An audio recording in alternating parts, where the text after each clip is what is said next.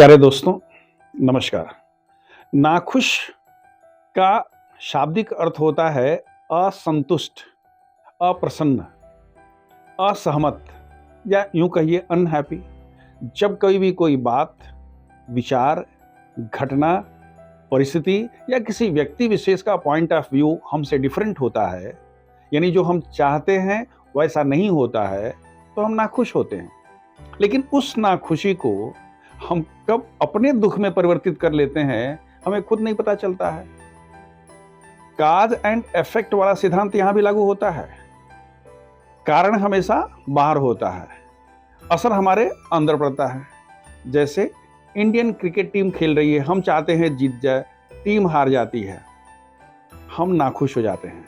लेकिन जब हम ये पोस्टमार्टम करना शुरू कर देते हैं कि बैटिंग ऑर्डर ठीक नहीं था, उसने बॉल ड्रॉप कर दिया, उसने ऐसे क्यों खेल दिया, उसको ऐसे करना चाहिए था, यानी जब हम अपनी नेगेटिविटी की अलग अलग इंग्रेडिएंट को, मसालों को उसमें डाल करके और फेंटना शुरू कर देते हैं, पकाना शुरू करते हैं, तो एक अलग किस्म की रेसिपी तैयार होती है जो दुख के रूप में हमारे अंदर आना शुरू कर देती है। वो हमारी आदत पड़ जाती है, और जब हमारी उस दुख को महसूस करने की आदत पड़ जाती है तो हमारा स्वभाव हो जाता है, और फिर हम रोना शुरू कर देते हैं। जहां देखते हैं वहां गम ही गम है, यानी पूरी दुनिया दुख से भरी है।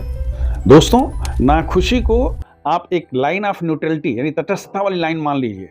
उसके ऊपर वाला जो पोर्शन है वो एरिया ऑफ हैप्पीनेस है, एरिया ऑफ पॉजिटिविटी है, सकारात्मकता वाला क्षेत्र है, और उस लाइन के नीचे एरिया ऑफ नेगेटिविटी है, यानी नकारात्मकता वाली एरिया है। कोशिश ये करनी है कि जब कोई बाहर की घटना या बात होती है जो हमारे मन के अनुसार नहीं हो, तो उसे तटस्थता वाली लाइन ऑफ न्यूट्रलिटी यानी जहां ना खुशी है वहीं रोक दिया जाए, उसको दुख में परिवर्तित नहीं होने दिया जाए। और ये बिल्कुल संभव है, क्योंकि वो सब तो हमारे अंदर होता है, हम उसको करना शुरू करते हैं।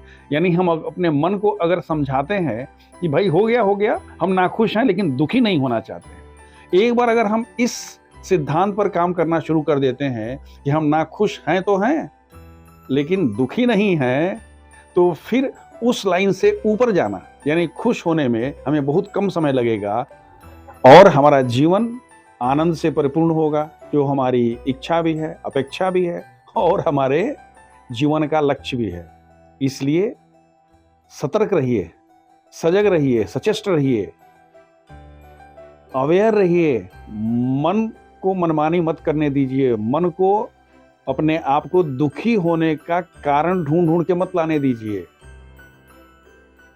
भविष्य के प्रति आशावान रहिए, सीमाओं की नहीं संभावनाओं की बात करिए, अपने आप पर भरोसा करिए, ईश्वर पर भरोसा रखिए, और आप हमेशा खुशी और आनंद के बारे में ही सोचिए और महसूस करिए, फिर पूरा जीवन आनंदमय हो जाएगा। Wish you all the best.